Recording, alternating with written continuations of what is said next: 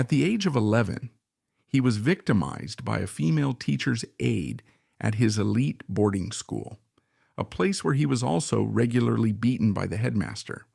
As a young man, he stood before the world and delivered a furious eulogy for his murdered sister, Princess Diana, directly challenging the British monarchy. For decades, he would battle the fallout of this trauma through a string of failed marriages, public accusations of infidelity, and a private struggle with his own demons. The man at the center of this storm of secrets and sorrows is Charles Spencer, the ninth Earl Spencer. To the world, he was simply Diana's brother, the guardian of her legacy. But his public life of aristocratic duty concealed a private reality of unimaginable pain. This is not the story of a privileged earl. It is the heartbreaking story of a survivor, and how the truth of his past finally came to light, exposing a dark secret at the very heart of the British establishment. To understand the man Charles Spencer would become, you must first breathe the air of the world that created him, a world of immense privilege, ancient tradition, and a peculiar, uniquely British form of emotional cruelty.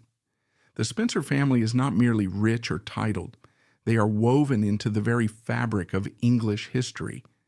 They are an aristocratic dynasty that predates the Tudors, a line of courtiers, politicians, and soldiers who have been at the heart of the establishment for over 500 years.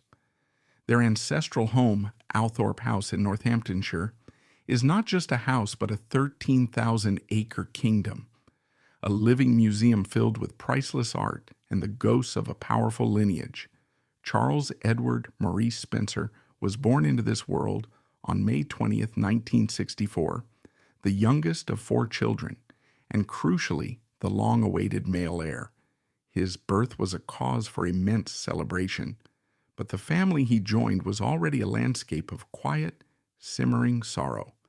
His parents, Johnny Spencer, then Viscount Althorp, and his beautiful young wife Frances, had already lost their first son John, who died just hours after his birth in 1960. This loss cast a long shadow, particularly over his mother, who was made to feel that she had somehow failed in her primary duty to produce a healthy male heir. Charles wasn't just a son, he was the necessary heir. The Britain of the 1960s was a society in the throes of a cultural revolution, but within the high ancient walls of Althorp, the old ways prevailed. It was a world governed by a rigid code of conduct, emotional restraint, a stiff upper lip, and the absolute necessity of maintaining appearances, no matter the private cost. Emotion was a weakness. Duty was everything. For a child, it was a cold and unforgiving climate. This emotional chill became a permanent, freezing frost in 1967. When Charles was just 3 years old, his parents' marriage imploded in a scandalous and deeply acrimonious divorce. His mother, Frances, left Althorp and her children for another man, the wallpaper heir Peter Shand Kidd. In the ensuing bitter custody battle, Charles's father won. The children would remain at Althorp, but it was a hollow victory. The departure of their mother left a gaping wound in the lives of all 4 children, a primal sense of abandonment that would shape them all, especially the 2 youngest, Diana and Charles. Charles would later describe his childhood in stark, heartbreaking terms. The magnificent, sprawling estate of Althorp was not a playground. It was a monument to loneliness.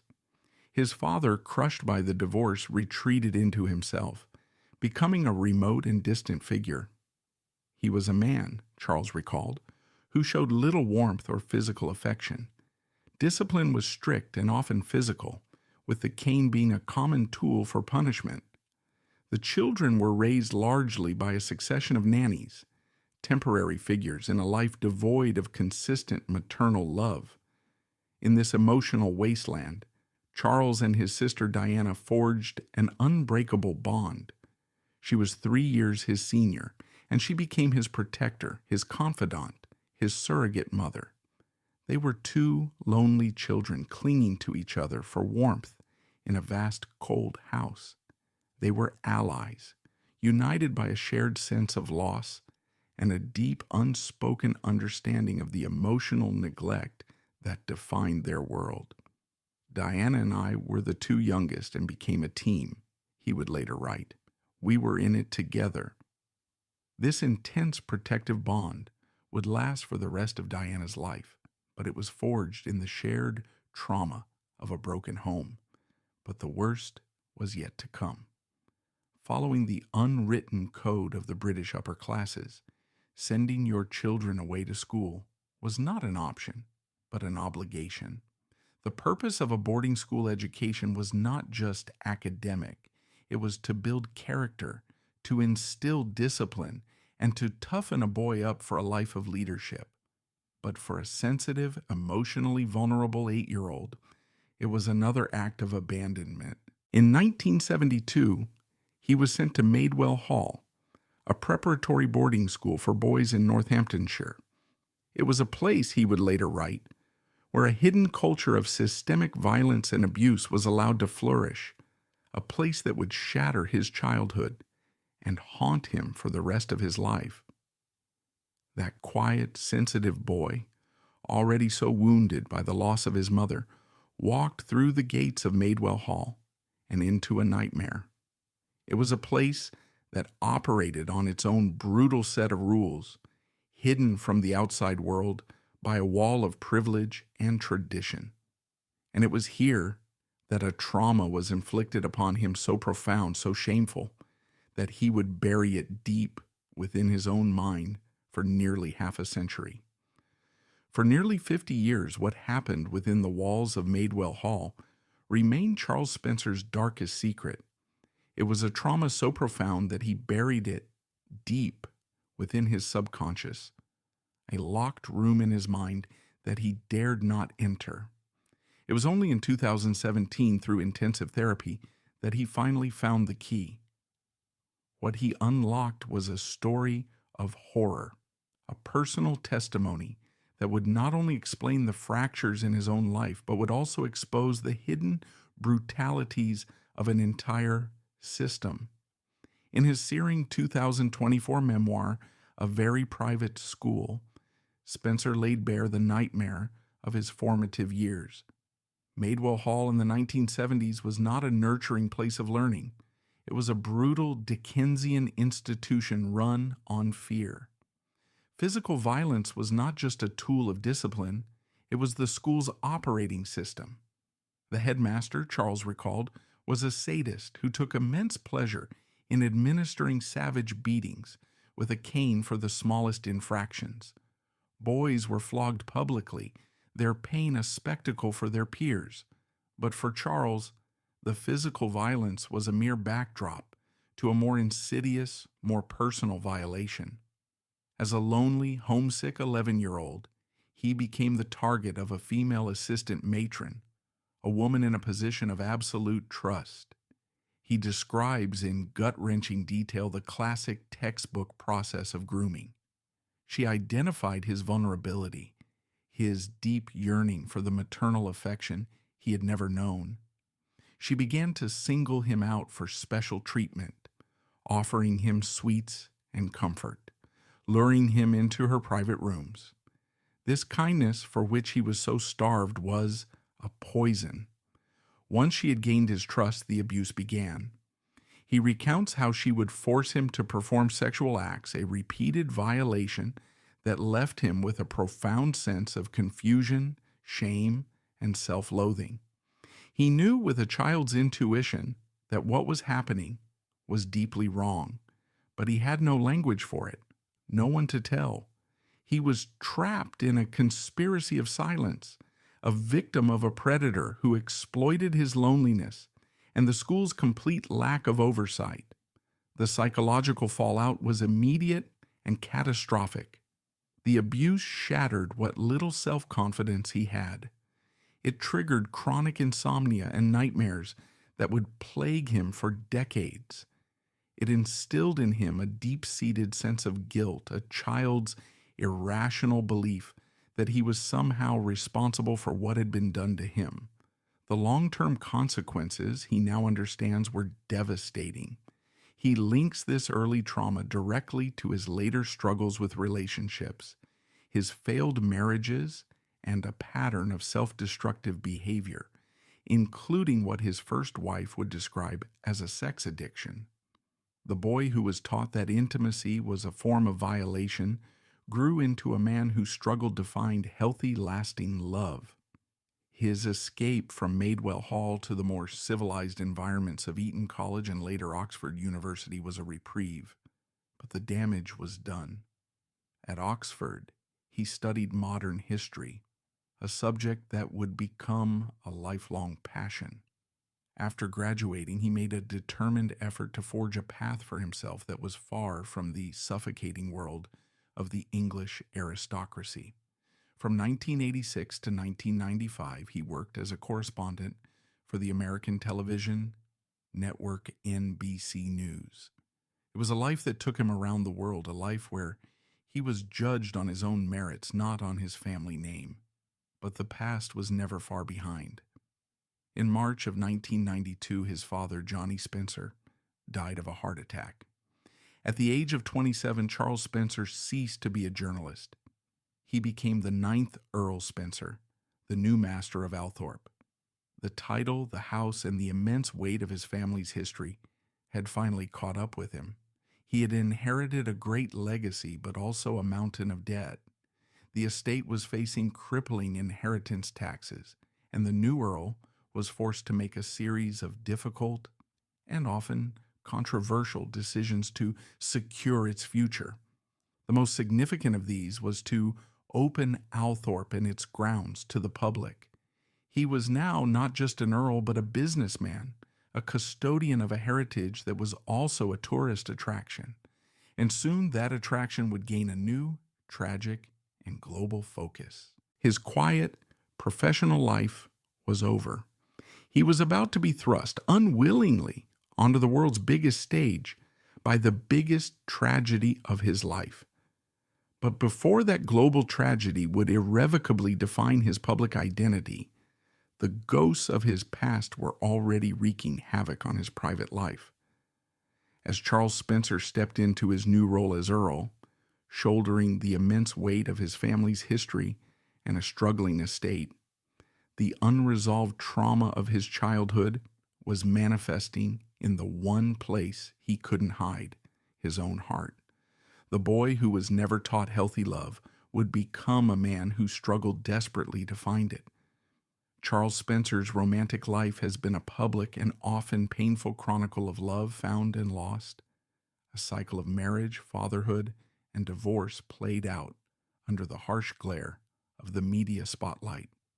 His first marriage in 1989 to the beautiful British model Victoria Lockwood appeared to be a fairy tale match. It was a union of aristocracy and glamour. They were a golden couple, and the birth of their 4 children, Kitty, the twins Eliza and Amelia, and a son, Louis, who would become the heir to the Spencer title, seemed to complete the picture of domestic bliss. But the fairy tale quickly soured. Behind closed doors, the marriage was disintegrating under the pressure of demons that both partners were battling. Victoria struggled publicly with eating disorders and addiction, illnesses that were exacerbated by the pressure of fitting into the rigid world of royalty and the aristocracy. For his part, Charles was unfaithful. The marriage finally collapsed in 1997 in a bitter and intensely public divorce. The proceedings, which took place in South Africa where the family had moved to escape the British press, laid bare the wreckage of their union. It was during this time that the accusation of Charles's sex addiction first surfaced, a charge he would later connect directly to the unresolved trauma of his childhood abuse. In his memoir, he does not shirk personal responsibility for the failure of the marriage, but he places it within the context of his damaged psychology. The abuse, he explained, had left him utterly unable to form healthy, intimate relationships. It had distorted his understanding of love and trust, replacing them with a cycle of shame and self-destructive behavior. "I was damaged goods," he wrote. "I don't say that to excuse my behavior, but to explain it."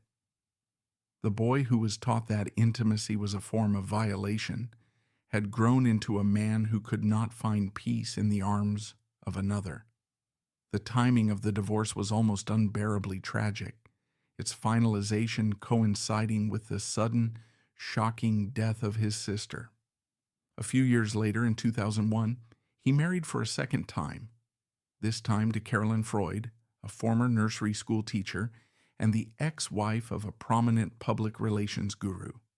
This second marriage produced 2 more children, Edmund and Lara.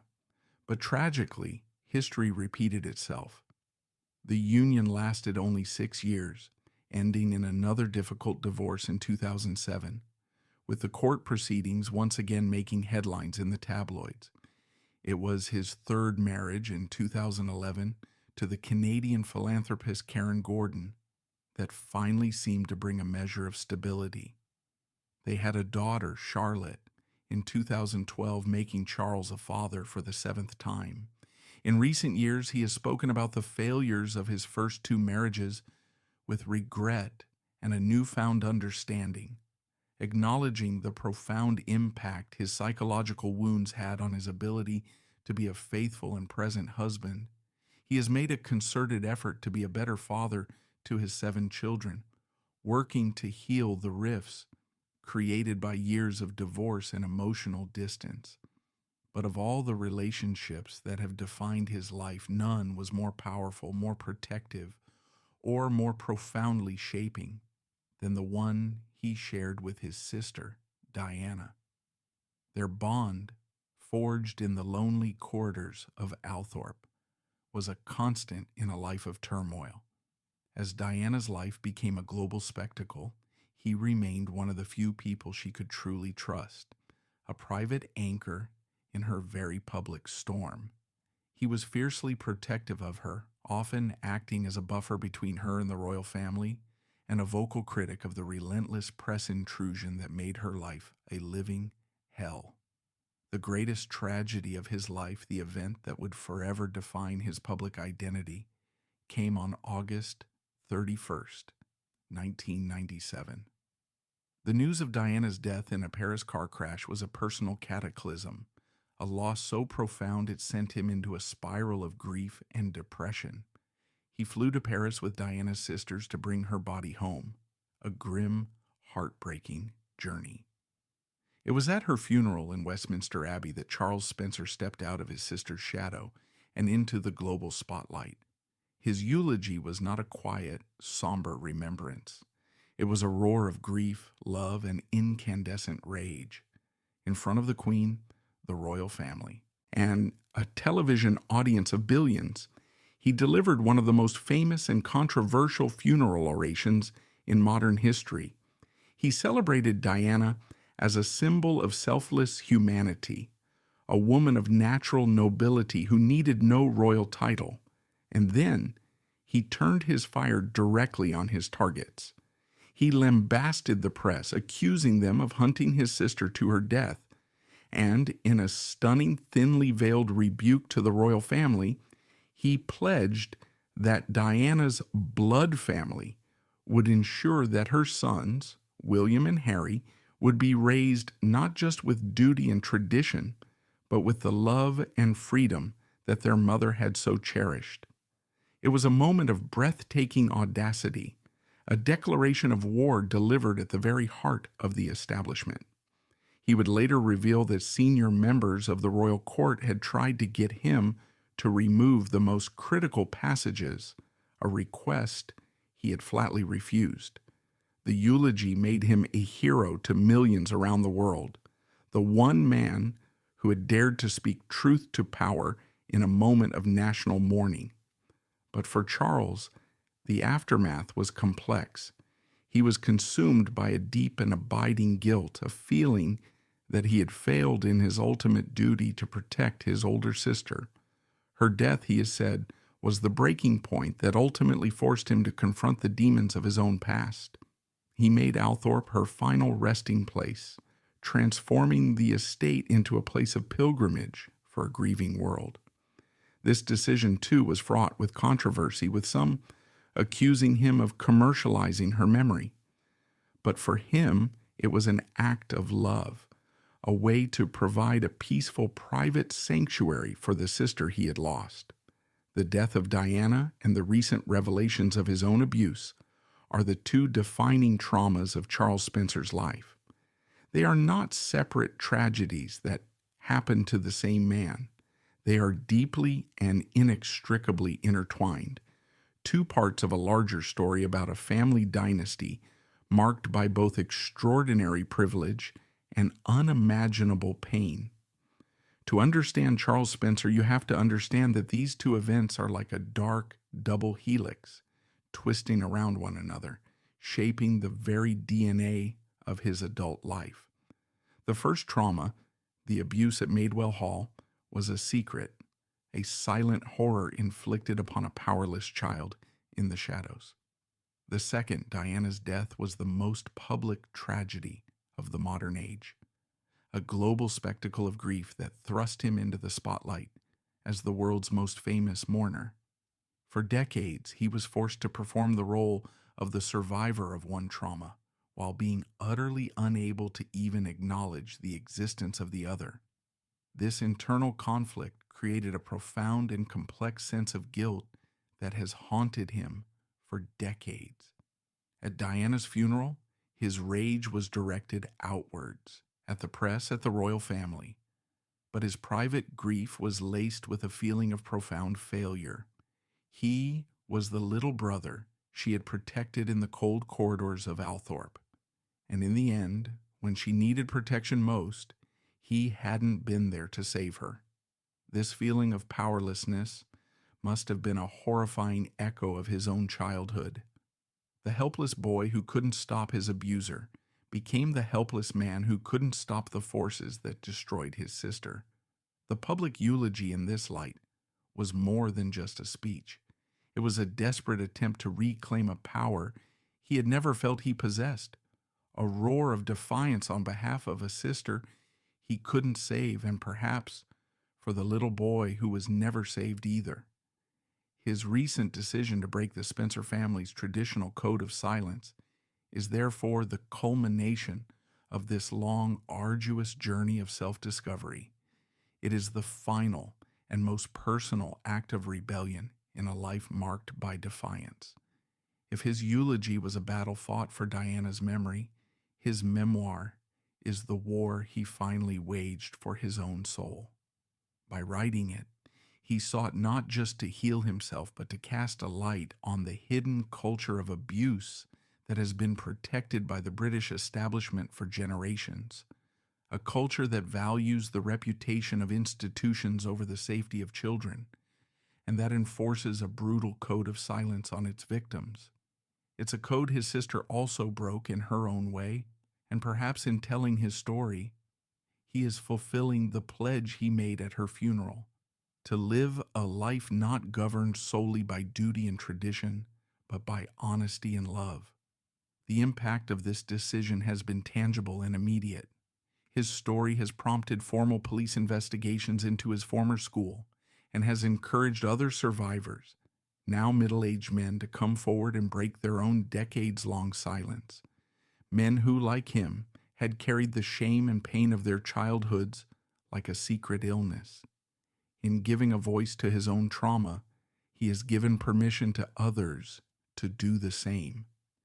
It is a powerful act of defiance, a refusal to remain a silent victim, and a final definitive statement that the little boy who was left alone in the dark has at last found his way into the light. Charles Spencer's life is a profound and often uncomfortable story about the enduring power of trauma. He is a man who was born into a world of palaces and titles, but whose inner life was a landscape of fear, loneliness, and pain. His story challenges our assumptions about privilege, revealing the dark underbelly of a world that so often presents a flawless, polished facade. He is not a simple hero or a flawless victim. He is a complex, contradictory, and deeply human figure. He's a man who made many mistakes, who inflicted pain on others as he struggled with his own, but he is also a man who has shown immense courage, the courage to confront his past, to speak his truth, and to use his own suffering as a catalyst for change. In the end, the boy who was defined by his sister's fame has found his own unique voice. He is no longer just the keeper of Diana's memory. He is the author of his own story. It is a story of survival, of resilience, and of the powerful redemptive hope that even after a lifetime of darkness, it is never too late to step into the light. The echoes of Charles Spencer's eulogy at Westminster Abbey in 1997 reverberated for years. In one fiery, grief-stricken speech, he had transitioned from a supporting character in a royal drama to a protagonist in his own right. But the aftermath of his sister's death was not a new beginning. It was the start of a long, punishing chapter. Now the custodian of a global shrine, a man publicly defined by his greatest loss, and a father navigating the wreckage of his own broken marriage, he was forced to live his life in the twin shadows of his family's immense legacy and his own private, unresolved pain. The next 2 decades would be a quiet, arduous journey through that darkness, a journey that would ultimately lead him to confront the secret that had poisoned his entire life. In the immediate years following Diana's death, Althorp became the epicenter of global mourning. The decision to bury her on a small island in the estate's ornamental lake was a practical one, born of a desire to give her a final resting place that was both beautiful and secure from the ghoulish intrusions of the outside world. But it transformed the private family home into a public monument. For years, a steady stream of pilgrims came to pay their respects, leaving a sea of flowers at the gates. Charles oversaw the creation of a simple, elegant memorial temple on the lake's edge and established a museum on the grounds dedicated to his sister's life and charitable work. This move was, predictably, met with a cynical backlash. Tabloids that had once hunted his sister now accused him of commercializing her death, of cashing in on grief. The charge wounded him deeply. From his perspective, he was simply managing an overwhelming and unprecedented public outpouring of emotion while trying to preserve the sanctity of her grave. He was attempting to balance the roles of grieving brother and pragmatic estate manager, a tightrope walk that left him open to criticism from all sides. The role of keeper of the flame was an emotionally exhausting and often thankless one, forcing him to relive his trauma in the public eye year after year. To escape the immense pressure and forge an identity separate from the all-consuming narrative of his sister, he threw himself into his work as a historian. This was not a gentleman's hobby. It was a serious, scholarly pursuit. For Charles Spencer, history was not an escape from his life, but a way to finally make sense of it. Growing up within the ancient walls of Althorp, he was surrounded by the past. The faces of his ancestors stared down from every wall.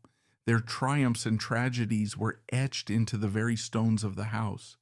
History was the family business, the language of his tribe. By becoming a professional historian, he wasn't rejecting his heritage, but rather claiming it on his own intellectual terms. He was taking the one thing that had always defined him, his lineage, and mastering it, not as a passive inheritor, but as an active interpreter.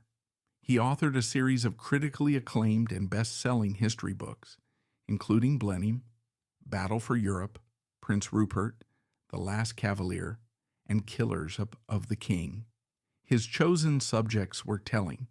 He was drawn to periods of immense upheaval and conflict in English history, the Civil War, moments when the established order was shattered and new worlds were forged in violence.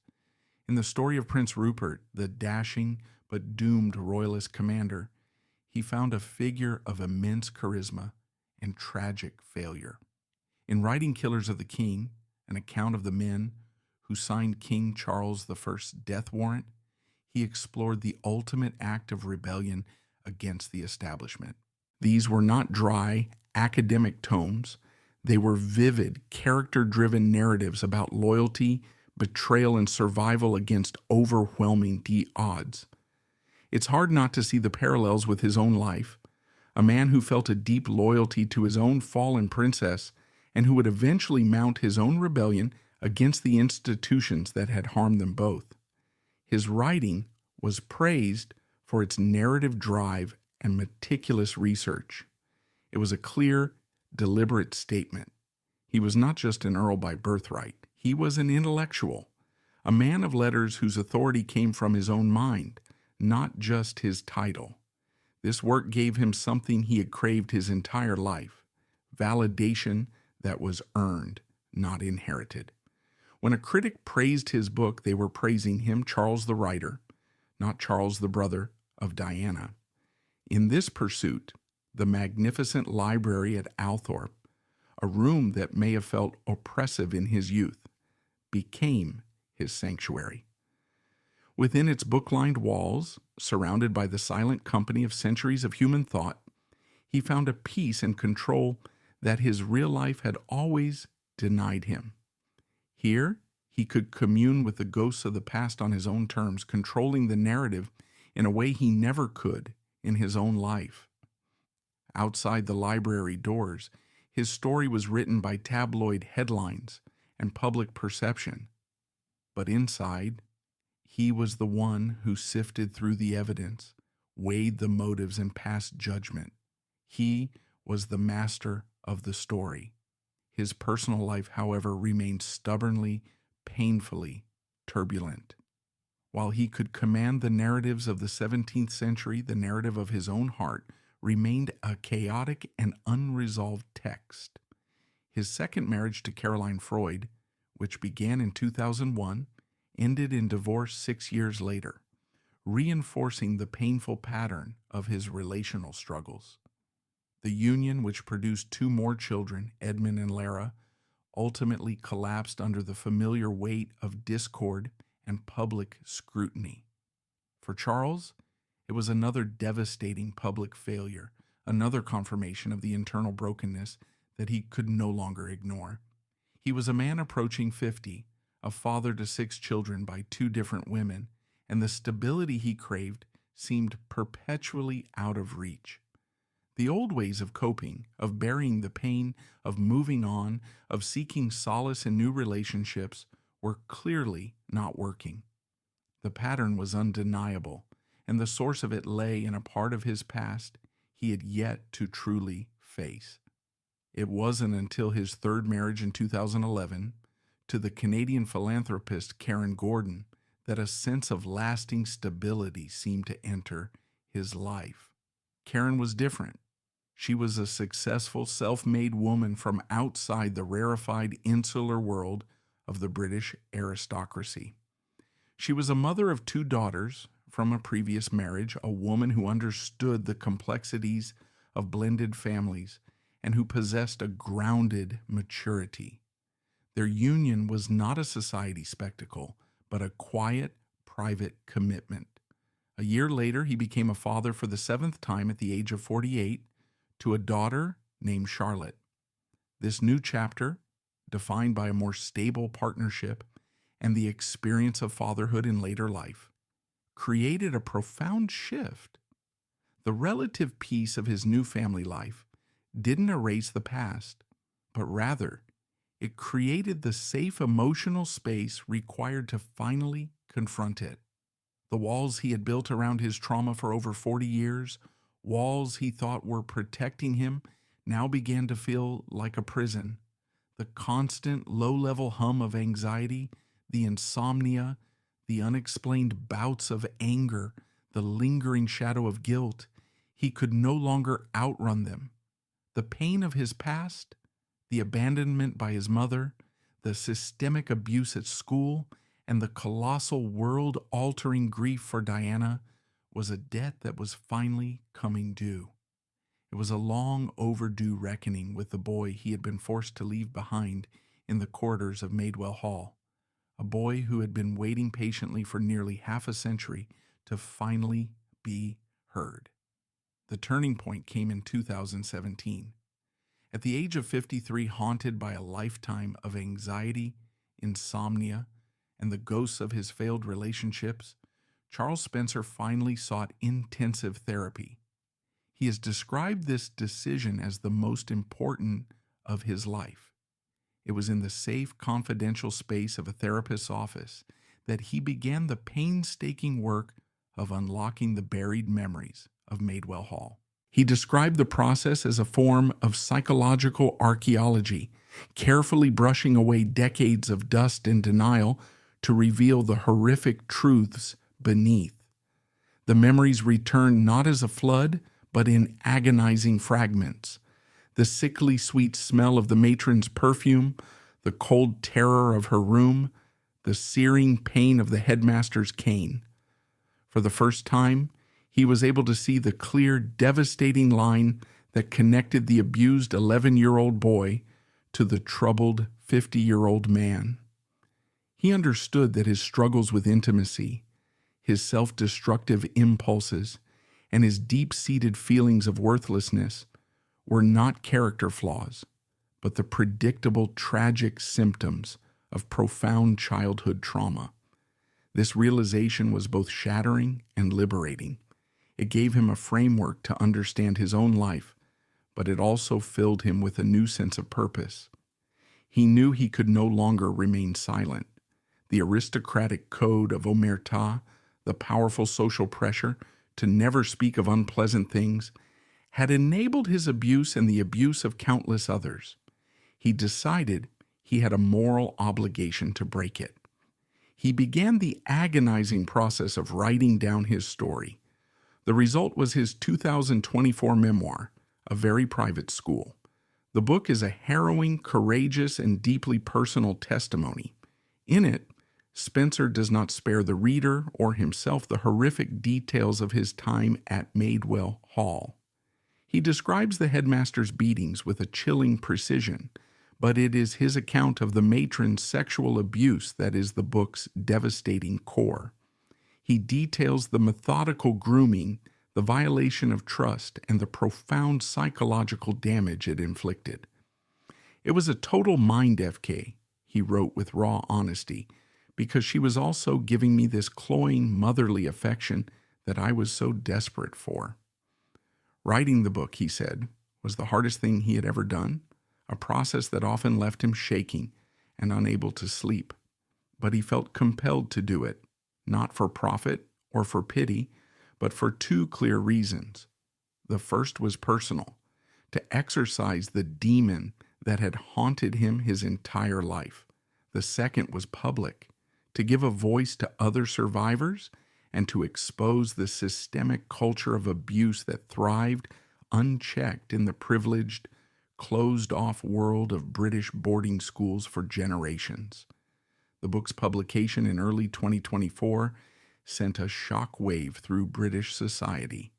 It was an immediate front-page story, its horrifying revelations dominating the news cycle for weeks.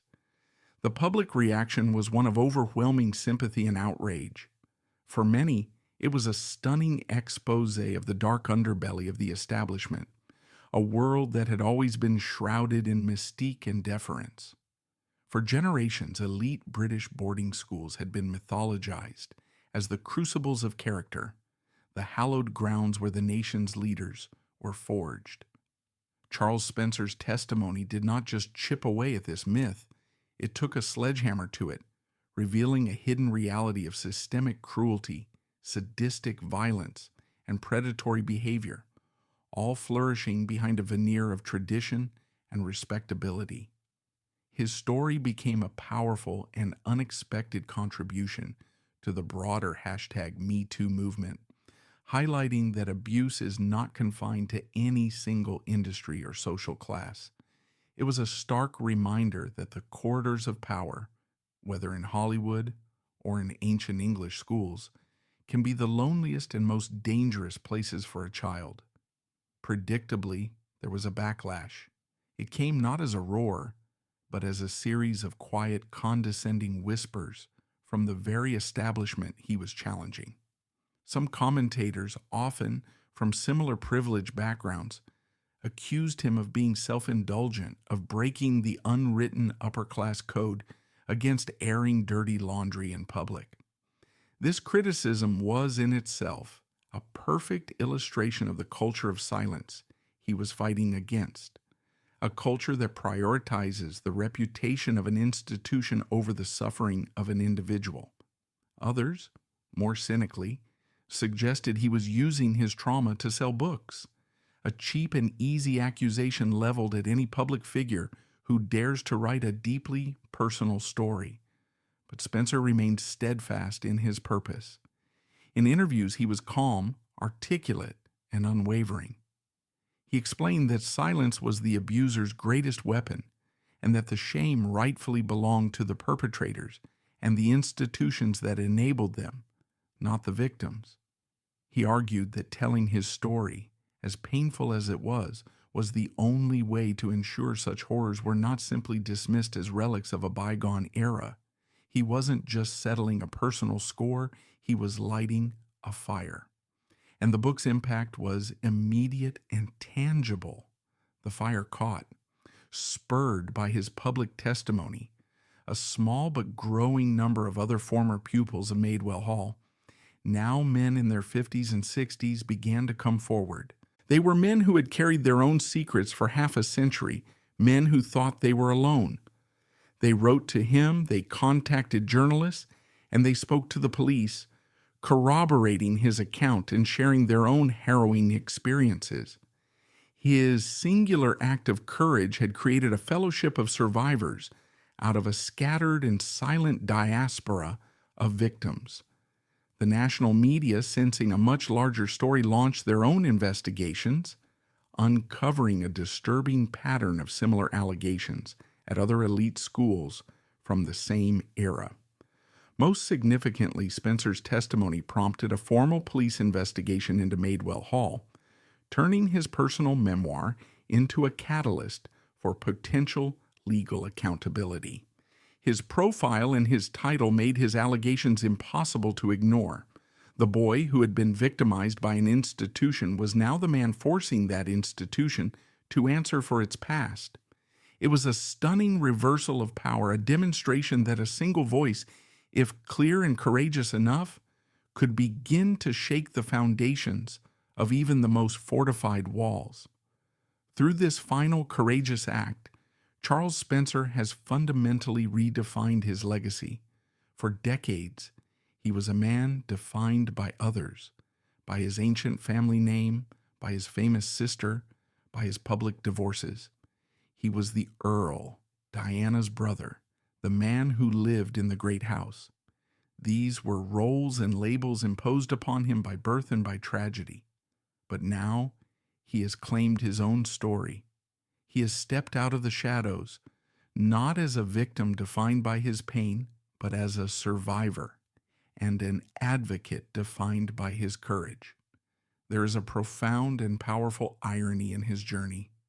The very system of privilege that sent him away to be abused is the same system that has given him the powerful platform to expose it. He is a product of the establishment, and he has become one of its most potent and effective internal critics.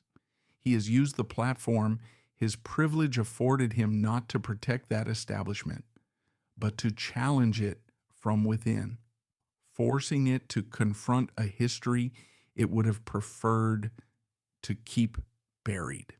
He hasn't rejected his title or his history. Instead, he has weaponized it for a greater good, using the authority of the 9th Earl Spencer to give voice to the powerless child he once is. In a way, He is fulfilling his sister's legacy in a manner that is deeply personal and entirely his own. Diana used her global platform to speak for the voiceless, for the victims of landmines, for those shunned by the AIDS epidemic. In telling his own story, Charles has spoken for a different hidden community of the voiceless, the silent survivors of childhood abuse.